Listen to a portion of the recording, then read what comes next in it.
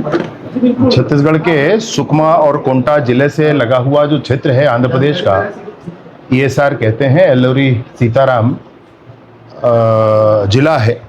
उस जिले में एक पुलिस मुठभेड़ में कुछ आतंकवादियों, कुछ नक्सलियों के न्यूट्रलाइज होने की सूचना है, और उस सूचना के आधार पर उसमें जो नाम सामने आए हैं उसमें एक सीसी मेंबर जो पिछली बार बना था, हिड़मा, इसका भी नाम है। तो ये जो उसमें उसकी पत्नी और 4 उसके और साथी, ऐसे सारे लोगों का नाम है।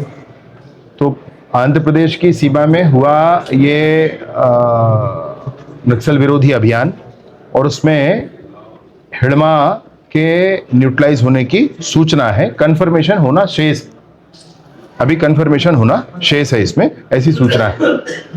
ये जो सूचना आई है ये बहुत महत्वपूर्ण है इस विषय पर कि आने वाले 31 मार्च 2026 तक सशस्त्र नक्सलिज्म समाप्त होना चाहिए। इस विषय को लेकर जो अभियान केंद्र की सरकार, माननीय केंद्रीय गृह मंत्री अमित शाह जी और राज्य की सरकार माननीय विष्णुदेव साय जी के नेतृत्व में, और सारे ही राज्यों में ये काम जो किया जा रहा है, इन सारे ही विषयों को लेकर के ये महत्वपूर्ण सूचना है।